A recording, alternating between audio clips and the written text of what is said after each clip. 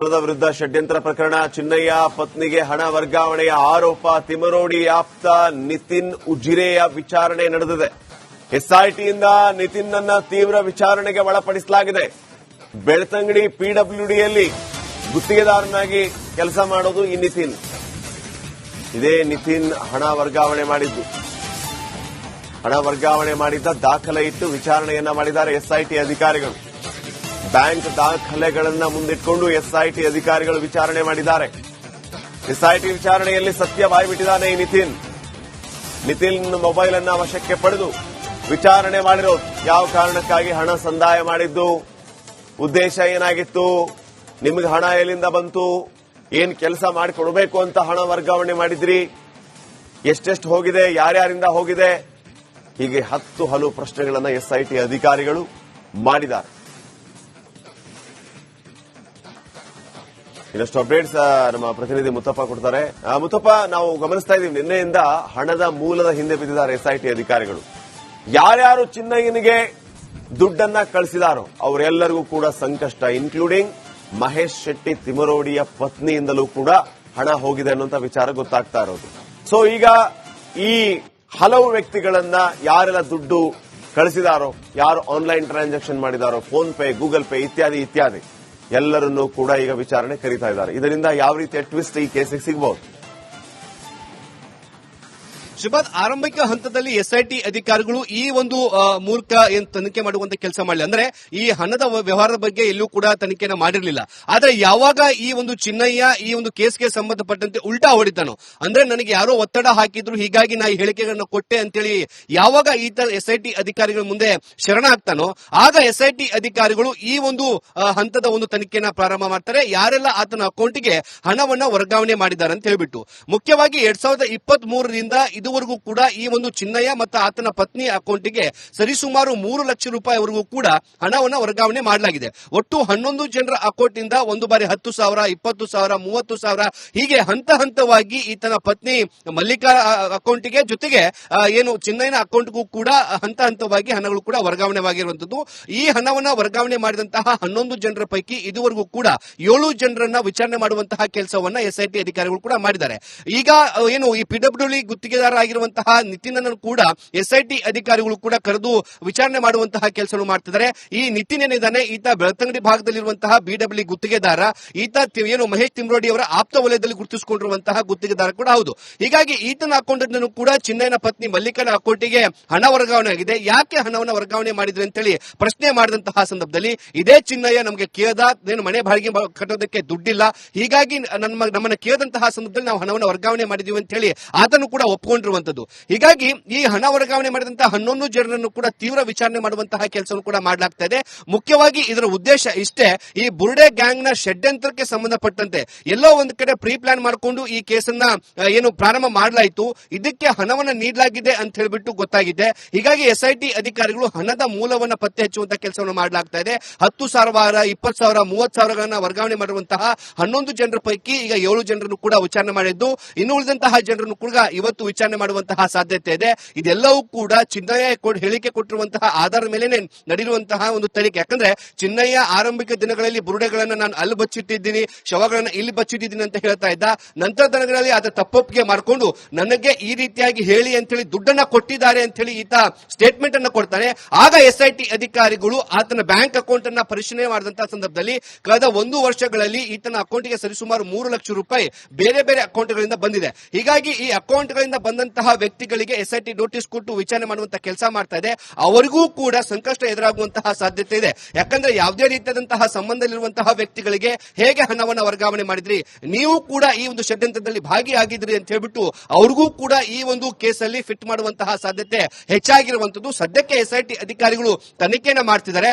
ಮುಂದಿನ ದಿನಗಳಲ್ಲಿ ಯಾವ ರೀತಿಯಾಗಿ ಈ ಒಂದು ಕೇಸ್ಗೆ ಸಂಬಂಧಪಟ್ಟಂತೆ ಎಸ್ಐಟಿ ಅಧಿಕಾರಿಗಳು ಹೆಜ್ಜೆ ಇಡ್ತಾರೆ ಅನ್ನೋದನ್ನ ಕಾದು ನೋಡಬೇಕಾಗಿದೆ. Shripad, okay, thank you. ಮಹಿಳಾ ವಿರುದ್ಧ ಷಡ್ಯಂತ್ರ ಪ್ರಕರಣ ಚಿನ್ನಯ್ಯ ಪತ್ನಿಗೆ ಹಣ ವರ್ಗಾವಣೆಯ ಆರೋಪ ತಿಮರೋಡಿ ಆಪ್ತ ನಿತಿನ್ ಉಜಿರೆಯ ವಿಚಾರಣೆ ನಡೆದಿದೆ. ಎಸ್ಐಟಿಯಿಂದ ನಿತಿನ್ನನ್ನ ತೀವ್ರ ವಿಚಾರಣೆಗೆ ಒಳಪಡಿಸಲಾಗಿದೆ. ಬೆಳ್ತಂಗಡಿ ಪಿಡಬ್ಲ್ಯೂಡಿಯಲ್ಲಿ ಗುತ್ತಿಗೆದಾರನಾಗಿ ಕೆಲಸ ಮಾಡೋದು ಈ ನಿತಿನ್. ಇದೇ ನಿತಿನ್ ಹಣ ವರ್ಗಾವಣೆ ಮಾಡಿದ್ದು. ಹಣ ವರ್ಗಾವಣೆ ಮಾಡಿದ್ದ ದಾಖಲೆ ಇಟ್ಟು ವಿಚಾರಣೆಯನ್ನ ಮಾಡಿದ್ದಾರೆ ಎಸ್ಐಟಿ ಅಧಿಕಾರಿಗಳು. ಬ್ಯಾಂಕ್ ದಾಖಲೆಗಳನ್ನ ಮುಂದಿಟ್ಕೊಂಡು ಎಸ್ಐಟಿ ಅಧಿಕಾರಿಗಳು ವಿಚಾರಣೆ ಮಾಡಿದ್ದಾರೆ. ಎಸ್ಐಟಿ ವಿಚಾರಣೆಯಲ್ಲಿ ಸತ್ಯ ಬಾಯ್ಬಿಟ್ಟಿದ್ದಾನೆ ಈ ನಿತಿನ್ ಮೊಬೈಲ್ ಅನ್ನ ವಶಕ್ಕೆ ಪಡೆದು ವಿಚಾರಣೆ ಮಾಡಿರೋದು. ಯಾವ ಕಾರಣಕ್ಕಾಗಿ ಹಣ ಸಂದಾಯ ಮಾಡಿದ್ದು, ಉದ್ದೇಶ ಏನಾಗಿತ್ತು, ನಿಮಗೆ ಹಣ ಎಲ್ಲಿಂದ ಬಂತು, ಏನ್ ಕೆಲಸ ಮಾಡಿಕೊಡ್ಬೇಕು ಅಂತ ಹಣ ವರ್ಗಾವಣೆ ಮಾಡಿದ್ರಿ, ಎಷ್ಟೆಷ್ಟು ಹೋಗಿದೆ, ಯಾರ್ಯಾರಿಂದ ಹೋಗಿದೆ, ಹೀಗೆ ಹಲವು ಪ್ರಶ್ನೆಗಳನ್ನು ಎಸ್ಐಟಿ ಅಧಿಕಾರಿಗಳು ಮಾಡಿದ್ದಾರೆ. ಇನ್ನಷ್ಟು ಅಪ್ಡೇಟ್ಸ್ ನಮ್ಮ ಪ್ರತಿನಿಧಿ ಮುತ್ತಪ್ಪ ಕೊಡ್ತಾರೆ. ಮುತ್ತಪ್ಪ, ನಾವು ಗಮನಿಸ್ತಾ ಇದ್ದೀವಿ ನಿನ್ನೆಯಿಂದ ಹಣದ ಮೂಲದ ಹಿಂದೆ ಬಿದ್ದಿದ್ದಾರೆ ಎಸ್ಐಟಿ ಅಧಿಕಾರಿಗಳು. ಯಾರ್ಯಾರು ಚಿನ್ನಯ್ಯನಿಗೆ ದುಡ್ಡನ್ನ ಕಳಿಸಿದಾರೋ ಅವರೆಲ್ಲರಿಗೂ ಕೂಡ ಸಂಕಷ್ಟ, ಇನ್ಕ್ಲೂಡಿಂಗ್ ಮಹೇಶ್ ಶೆಟ್ಟಿ ತಿಮರೋಡಿಯ ಪತ್ನಿಯಿಂದಲೂ ಕೂಡ ಹಣ ಹೋಗಿದೆ ಅನ್ನುವಂತ ವಿಚಾರ ಗೊತ್ತಾಗ್ತಾ ಇರೋದು. ಸೊ ಈಗ ಈ ಹಲವು ವ್ಯಕ್ತಿಗಳನ್ನ ಯಾರೆಲ್ಲ ದುಡ್ಡು ಕಳಿಸಿದಾರೋ, ಯಾರು ಆನ್ಲೈನ್ ಟ್ರಾನ್ಸಾಕ್ಷನ್ ಮಾಡಿದಾರೋ, ಫೋನ್ ಪೇ, ಗೂಗಲ್ ಪೇ ಇತ್ಯಾದಿ ಎಲ್ಲರನ್ನೂ ಕೂಡ ಈಗ ವಿಚಾರಣೆ ಕರೀತಾ ಇದ್ದಾರೆ. ಇದರಿಂದ ಯಾವ ರೀತಿಯ ಟ್ವಿಸ್ಟ್ ಈ ಕೇಸಿಗೆ ಸಿಗಬಹುದು? ಶ್ರೀಪಾದ್, ಆರಂಭಿಕ ಹಂತದಲ್ಲಿ ಎಸ್ಐಟಿ ಅಧಿಕಾರಿಗಳು ಈ ಒಂದು ಮೂಲಕ ಏನ್ ತನಿಖೆ ಮಾಡುವಂತ ಕೆಲಸ ಮಾಡಲಿ, ಅಂದ್ರೆ ಈ ಹಣದ ವ್ಯವಹಾರದ ಬಗ್ಗೆ ಎಲ್ಲೂ ಕೂಡ ತನಿಖೆನ ಮಾಡಿರಲಿಲ್ಲ. ಆದ್ರೆ ಯಾವಾಗ ಈ ಒಂದು ಚಿನ್ನಯ್ಯ ಈ ಒಂದು ಕೇಸ್ಗೆ ಸಂಬಂಧಪಟ್ಟಂತೆ ಉಲ್ಟಾ ಹೊಡಿತಾನೋ, ಅಂದ್ರೆ ನನಗೆ ಯಾರೋ ಒತ್ತಡ ಹಾಕಿದ್ರು, ಹೀಗಾಗಿ ನಾ ಈ ಹೇಳಿಕೆಗಳನ್ನ ಕೊಟ್ಟೆ ಅಂತೇಳಿ ಯಾವಾಗ ಈತ ಎಸ್ಐಟಿ ಅಧಿಕಾರಿಗಳ ಮುಂದೆ ಶರಣ ಆಗ್ತಾನೋ, ಆಗ ಎಸ್ಐಟಿ ಅಧಿಕಾರಿಗಳು ಈ ಒಂದು ಹಂತದ ಒಂದು ತನಿಖೆನ ಪ್ರಾರಂಭ ಮಾಡ್ತಾರೆ. ಯಾರೆಲ್ಲ ಆತನ ಅಕೌಂಟ್ಗೆ ಹಣವನ್ನ ವರ್ಗಾವಣೆ ಮಾಡಿದ್ದಾರೆ ಅಂತ ಹೇಳ್ಬಿಟ್ಟು, ಮುಖ್ಯವಾಗಿ 2023ರಿಂದ ಇದುವರೆಗೂ ಕೂಡ ಈ ಒಂದು ಚಿನ್ನಯ್ಯ ಮತ್ತು ಆತನ ಪತ್ನಿ ಅಕೌಂಟ್ಗೆ ಸರಿಸುಮಾರು 3 ಲಕ್ಷ ರೂಪಾಯಿವರೆಗೂ ಕೂಡ ಹಣವನ್ನು ವರ್ಗಾವಣೆ ಮಾಡಲಾಗಿದೆ. ಒಟ್ಟು 11 ಜನರ ಅಕೌಂಟ್ ಇಂದ ಒಂದು ಬಾರಿ 10,000, 20,000, 30,000 ಹೀಗೆ ಹಂತವಾಗಿ ಈತನ ಪತ್ನಿ ಮಲ್ಲಿಕಾ ಅಕೌಂಟ್ಗೆ, ಜೊತೆಗೆ ಏನು ಚಿನ್ನಯ್ಯನ ಅಕೌಂಟ್ಗೂ ಕೂಡ ಹಂತವಾಗಿ ಹಣಗಳು ಕೂಡ ವರ್ಗಾವಣೆವಾಗಿರುವಂತದ್ದು. ಈ ಹಣವನ್ನ ವರ್ಗಾವಣೆ ಮಾಡಿದಂತಹ 11 ಜನರ ಪೈಕಿ ಇದುವರೆಗೂ ಕೂಡ 7 ಜನರನ್ನ ವಿಚಾರಣೆ ಮಾಡುವಂತಹ ಕೆಲಸವನ್ನ ಎಸ್ಐಟಿ ಅಧಿಕಾರಿಗಳು ಕೂಡ ಮಾಡಿದ್ದಾರೆ. ಈಗ ಏನು ಈ ಪಿಡಬ್ಲ್ಯೂಡಿ ಗುತ್ತಿಗೆದಾರ ಆಗಿರುವಂತಹ ನಿತಿನ್ ಅನ್ನು ಕೂಡ ಎಸ್ಐಟಿ ಅಧಿಕಾರಿಗಳು ಕೂಡ ಕರೆದು ವಿಚಾರಣೆ ಮಾಡುವಂತಹ ಕೆಲಸ ಮಾಡ್ತಿದ್ದಾರೆ. ಈ ನಿತಿನ್ ಏನಿದ್ದಾನೆ, ಈತ ಬೆಳ್ತಂಗಡಿ ಭಾಗದಲ್ಲಿರುವಂತಹ ಬಿಡಬ್ಲ್ಯೂ ಗುತ್ತಿಗೆದಾರ. ಈತ ಏನು ಮಹೇಶ್ ತಿಮ್ರೋಡಿ ಅವರ ಆಪ್ತ ವಲಯದಲ್ಲಿ ಗುರುತಿಸಿಕೊಂಡಿರುವಂತಹ ಗುತ್ತಿಗೆದಾರ ಕೂಡ ಹೌದು. ಹೀಗಾಗಿ ಈತನ ಅಕೌಂಟ್ ಅನ್ನು ಕೂಡ ಚಿನ್ನಯ್ಯನ ಪತ್ನಿ ಮಲ್ಲಿಕನ ಅಕೌಂಟಿಗೆ ಹಣ ವರ್ಗಾವಣೆ ಆಗಿದೆ. ಯಾಕೆ ಹಣವನ್ನು ವರ್ಗಾವಣೆ ಮಾಡಿದ್ರೆ ಅಂತೇಳಿ ಪ್ರಶ್ನೆ ಮಾಡಿದಂತಹ ಸಂದರ್ಭದಲ್ಲಿ, ಇದೇ ಚಿನ್ನಯ್ಯ ನಮಗೆ ಕೇಳ್ದ, ಏನು ಮನೆ ಬಾಡಿಗೆ ಕಟ್ಟೋದಕ್ಕೆ ದುಡ್ಡಿಲ್ಲ, ಹೀಗಾಗಿ ನಮ್ಮನ್ನ ಕೇಳಿದಂತಹ ಸಂದರ್ಭದಲ್ಲಿ ನಾವು ಹಣವನ್ನು ವರ್ಗಾವಣೆ ಮಾಡಿದೀವಿ ಅಂತ ಹೇಳಿ ಆತನು ಕೂಡ ಒಪ್ಪಿಕೊಂಡಿರುವಂತದ್ದು. ಹೀಗಾಗಿ ಈ ಹಣ ವರ್ಗಾವಣೆ ಮಾಡಿದಂತಹ 11 ಜನರನ್ನು ಕೂಡ ತೀವ್ರ ವಿಚಾರಣೆ ಮಾಡುವಂತಹ ಕೆಲಸವನ್ನು ಕೂಡ ಮಾಡಲಾಗ್ತಾ ಇದೆ.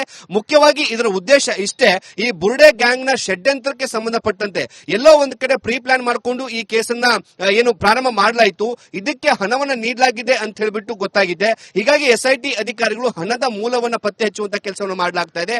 10,000, 20,000, 30,000 ವರ್ಗಾವಣೆ ಮಾಡಿರುವಂತಹ 11 ಜನರ ಪೈಕಿ ಈಗ 7 ಜನರನ್ನು ಕೂಡ ವಿಚಾರಣೆ ಮಾಡಿದ್ದು, ಇನ್ನು ಉಳಿದಂತಹ ಜನರನ್ನು ಕೂಡ ಇವತ್ತು ವಿಚಾರಣೆ ಮಾಡುವಂತಹ ಸಾಧ್ಯತೆ ಇದೆ.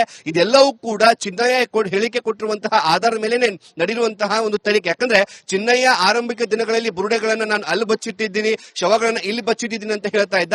ನಂತರ ದಿನಗಳಲ್ಲಿ ಅದ ತಪ್ಪೊಪ್ಪಿಗೆ ಮಾಡಿಕೊಂಡು ನನಗೆ ಈ ರೀತಿಯಾಗಿ ಹೇಳಿ ಅಂತ ಹೇಳಿ ದುಡ್ಡನ್ನ ಕೊಟ್ಟಿದ್ದಾರೆ ಅಂತ ಹೇಳಿ ಈತ ಸ್ಟೇಟ್ಮೆಂಟ್ ಅನ್ನ ಕೊಡ್ತಾನೆ. ಆಗ ಎಸ್ಐಟಿ ಅಧಿಕಾರಿಗಳು ಆತನ ಬ್ಯಾಂಕ್ ಅಕೌಂಟ್ ಅನ್ನ ಪರಿಶೀಲನೆ ಮಾಡಿದಂತಹ ಸಂದರ್ಭದಲ್ಲಿ ಕಳೆದ 1 ವರ್ಷಗಳಲ್ಲಿ ಈತನ ಅಕೌಂಟ್ಗೆ ಸರಿಸುಮಾರು 3 ಲಕ್ಷ ರೂಪಾಯಿ ಬೇರೆ ಬೇರೆ ಅಕೌಂಟ್ಗಳಿಂದ ಬಂದಿದೆ. ಹೀಗಾಗಿ ಈ ಅಕೌಂಟ್ಗಳಿಂದ ಬಂದಂತಹ ವ್ಯಕ್ತಿಗಳಿಗೆ ಎಸ್ಐಟಿ ನೋಟಿಸ್ ಕೊಟ್ಟು ವಿಚಾರಣೆ ಮಾಡುವಂತಹ ಕೆಲಸ ಮಾಡ್ತಾ ಇದೆ. ಅವರಿಗೂ ಕೂಡ ಸಂಕಷ್ಟ ಎದುರಾಗುವಂತಹ ಸಾಧ್ಯತೆ ಇದೆ. ಯಾಕಂದ್ರೆ ಯಾವುದೇ ರೀತಿಯಾದಂತಹ ಸಂಬಂಧದಲ್ಲಿರುವಂತಹ ವ್ಯಕ್ತಿಗಳಿಗೆ ಹೇಗೆ ಹಣವನ್ನು ವರ್ಗಾವಣೆ ಮಾಡಿದ್ರಿ, ನೀವು ಕೂಡ ಈ ಒಂದು ಷಡ್ಯಂತ್ರದಲ್ಲಿ ಭಾಗಿಯಾಗಿದ್ರಿ ಅಂತ ಹೇಳ್ಬಿಟ್ಟು ಅವ್ರಿಗೂ ಕೂಡ ಈ ಒಂದು ಕೇಸಲ್ಲಿ ಫಿಟ್ ಮಾಡುವಂತಹ ಸಾಧ್ಯತೆ ಹೆಚ್ಚಾಗಿರುವಂತದ್ದು. ಸದ್ಯಕ್ಕೆ ಎಸ್ಐಟಿ ಅಧಿಕಾರಿಗಳು ತನಿಖೆಯನ್ನು ಮಾಡ್ತಿದ್ದಾರೆ. ಮುಂದಿನ ದಿನಗಳಲ್ಲಿ ಯಾವ ರೀತಿಯಾಗಿ ಈ ಒಂದು ಕೇಸ್ಗೆ ಸಂಬಂಧಪಟ್ಟಂತೆ ಎಸ್ಐಟಿ ಅಧಿಕಾರಿಗಳು ಹೆಜ್ಜೆ ಇಡ್ತಾರೆ ಅನ್ನೋದನ್ನ ಕಾದು ನೋಡಬೇಕಾಗಿದೆ. Shripad, okay, thank you. ಮಹಿಳೆಯ ವಿರುದ್ಧ ಷಡ್ಯಂತ್ರ ಪ್ರಕರಣ, ಚಿನ್ನಯ್ಯ ಪತ್ನಿಗೆ ಹಣ ವರ್ಗಾವಣೆಯ ಆರೋಪ, ತಿಮರೋಡಿ ಆಪ್ತ ನಿತಿನ್ ಉಜಿರೆಯ ವಿಚಾರಣೆ ನಡೆದಿದೆ. ಎಸ್ಐಟಿಯಿಂದ ನಿತಿನ್ ಅನ್ನ ತೀವ್ರ ವಿಚಾರಣೆಗೆ ಒಳಪಡಿಸಲಾಗಿದೆ. ಬೆಳ್ತಂಗಡಿ ಪಿಡಬ್ಲ್ಯೂಡಿಯಲ್ಲಿ ಗುತ್ತಿಗೆದಾರನಾಗಿ ಕೆಲಸ ಮಾಡೋದು ಈ ನಿತಿನ್. ಇದೇ ನಿತಿನ್ ಹಣ ವರ್ಗಾವಣೆ ಮಾಡಿದ್ದು. ಹಣ ವರ್ಗಾವಣೆ ಮಾಡಿದ್ದ ದಾಖಲೆ ಇಟ್ಟು ವಿಚಾರಣೆಯನ್ನ ಮಾಡಿದ್ದಾರೆ ಎಸ್ಐಟಿ ಅಧಿಕಾರಿಗಳು. ಬ್ಯಾಂಕ್ ದಾಖಲೆಗಳನ್ನ ಮುಂದಿಟ್ಕೊಂಡು ಎಸ್ಐಟಿ ಅಧಿಕಾರಿಗಳು ವಿಚಾರಣೆ ಮಾಡಿದ್ದಾರೆ.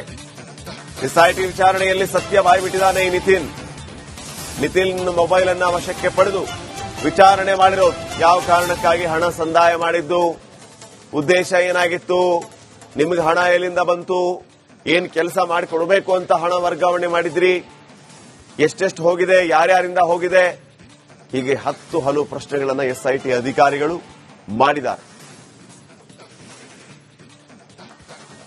ಇನ್ನಷ್ಟು ಅಪ್ಡೇಟ್ಸ್ ನಮ್ಮ ಪ್ರತಿನಿಧಿ ಮುತ್ತಪ್ಪ ಕೊಡ್ತಾರೆ. ಮುತ್ತಪ್ಪ, ನಾವು ಗಮನಿಸ್ತಾ ಇದೀವಿ ನಿನ್ನೆಯಿಂದ ಹಣದ ಮೂಲದ ಹಿಂದೆ ಬಿದ್ದಿದ್ದಾರೆ ಎಸ್ಐಟಿ ಅಧಿಕಾರಿಗಳು. ಯಾರ್ಯಾರು ಚಿನ್ನಯ್ಯನಿಗೆ ದುಡ್ಡನ್ನ ಕಳಿಸಿದಾರೋ ಅವರೆಲ್ಲರಿಗೂ ಕೂಡ ಸಂಕಷ್ಟ, ಇನ್ಕ್ಲೂಡಿಂಗ್ ಮಹೇಶ್ ಶೆಟ್ಟಿ ತಿಮರೋಡಿಯ ಪತ್ನಿಯಿಂದಲೂ ಕೂಡ ಹಣ ಹೋಗಿದೆ ಅನ್ನುವಂತ ವಿಚಾರ ಗೊತ್ತಾಗ್ತಾ ಇರೋದು. ಸೊ ಈಗ ಈ ಹಲವು ವ್ಯಕ್ತಿಗಳನ್ನ ಯಾರೆಲ್ಲ ದುಡ್ಡು ಕಳಿಸಿದಾರೋ, ಯಾರು ಆನ್ಲೈನ್ ಟ್ರಾನ್ಸಾಕ್ಷನ್ ಮಾಡಿದಾರೋ, ಫೋನ್ ಪೇ, ಗೂಗಲ್ ಪೇ ಇತ್ಯಾದಿ ಇತ್ಯಾದಿ ಎಲ್ಲರನ್ನೂ ಕೂಡ ಈಗ ವಿಚಾರಣೆ ಕರೀತಾ ಇದ್ದಾರೆ. ಇದರಿಂದ ಯಾವ ರೀತಿಯ ಟ್ವಿಸ್ಟ್ ಈ ಕೇಸಿಗೆ ಸಿಗಬಹುದು? ಶ್ರೀಪಾದ್, ಆರಂಭಿಕ ಹಂತದಲ್ಲಿ ಎಸ್ಐಟಿ ಅಧಿಕಾರಿಗಳು ಈ ಒಂದು ಮೂಲಕ ಏನ್ ತನಿಖೆ ಮಾಡುವಂತ ಕೆಲಸ ಮಾಡಲಿ, ಅಂದ್ರೆ ಈ ಹಣದ ವ್ಯವಹಾರದ ಬಗ್ಗೆ ಎಲ್ಲೂ ಕೂಡ ತನಿಖೆನ ಮಾಡಿರಲಿಲ್ಲ. ಆದ್ರೆ ಯಾವಾಗ ಈ ಒಂದು ಚಿನ್ನಯ್ಯ ಈ ಒಂದು ಕೇಸ್ಗೆ ಸಂಬಂಧಪಟ್ಟಂತೆ ಉಲ್ಟಾ ಹೊಡಿತಾನೋ, ಅಂದ್ರೆ ನನಗೆ ಯಾರೋ ಒತ್ತಡ ಹಾಕಿದ್ರು ಹೀಗಾಗಿ ನಾ ಈ ಹೇಳಿಕೆಗಳನ್ನ ಕೊಟ್ಟೆ ಅಂತೇಳಿ ಯಾವಾಗ ಈತ ಎಸ್ಐಟಿ ಅಧಿಕಾರಿಗಳ ಮುಂದೆ ಶರಣ ಆಗ್ತಾನೋ, ಆಗ ಎಸ್ಐಟಿ ಅಧಿಕಾರಿಗಳು ಈ ಒಂದು ಹಂತದ ಒಂದು ತನಿಖೆನ ಪ್ರಾರಂಭ ಮಾಡ್ತಾರೆ. ಯಾರೆಲ್ಲ ಆತನ ಅಕೌಂಟ್ಗೆ ಹಣವನ್ನ ವರ್ಗಾವಣೆ ಮಾಡಿದ್ದಾರೆ ಅಂತ ಹೇಳ್ಬಿಟ್ಟು, ಮುಖ್ಯವಾಗಿ 2023ರಿಂದ ಇದುವರೆಗೂ ಕೂಡ ಈ ಒಂದು ಚಿನ್ನಯ್ಯ ಮತ್ತು ಆತನ ಪತ್ನಿ ಅಕೌಂಟ್ಗೆ ಸರಿಸುಮಾರು 3 ಲಕ್ಷ ರೂಪಾಯಿವರೆಗೂ ಕೂಡ ಹಣವನ್ನು ವರ್ಗಾವಣೆ ಮಾಡಲಾಗಿದೆ. ಒಟ್ಟು 11 ಜನರ ಅಕೌಂಟ್ ಇಂದ ಒಂದು ಬಾರಿ 10,000, 20,000, 30,000 ಹೀಗೆ ಹಂತವಾಗಿ ಈತನ ಪತ್ನಿ ಮಲ್ಲಿಕಾ ಅಕೌಂಟ್ಗೆ ಜೊತೆಗೆ ಏನು ಚಿನ್ನಯ್ಯನ ಅಕೌಂಟ್ಗೂ ಕೂಡ ಹಂತವಾಗಿ ಹಣಗಳು ಕೂಡ ವರ್ಗಾವಣೆವಾಗಿರುವಂತದ್ದು. ಈ ಹಣವನ್ನ ವರ್ಗಾವಣೆ ಮಾಡಿದಂತಹ 11 ಜನರ ಪೈಕಿ ಇದುವರೆಗೂ ಕೂಡ 7 ಜನರನ್ನ ವಿಚಾರಣೆ ಮಾಡುವಂತಹ ಕೆಲಸವನ್ನ ಎಸ್ಐಟಿ ಅಧಿಕಾರಿಗಳು ಕೂಡ ಮಾಡಿದ್ದಾರೆ. ಈಗ ಏನು ಈ ಪಿಡಬ್ಲ್ಯೂಡಿ ಗುತ್ತಿಗೆದಾರ ಆಗಿರುವಂತಹ ನಿತಿನ್ ಅನ್ನು ಕೂಡ ಎಸ್ಐಟಿ ಅಧಿಕಾರಿಗಳು ಕೂಡ ಕರೆದು ವಿಚಾರಣೆ ಮಾಡುವಂತಹ ಕೆಲಸ ಮಾಡ್ತಿದ್ದಾರೆ. ಈ ನಿತಿನ್ ಏನಿದ್ದಾನೆ, ಈತ ಬೆಳ್ತಂಗಡಿ ಭಾಗದಲ್ಲಿರುವಂತಹ ಬಿಡಬ್ಲ್ಯೂ ಗುತ್ತಿಗೆದಾರ.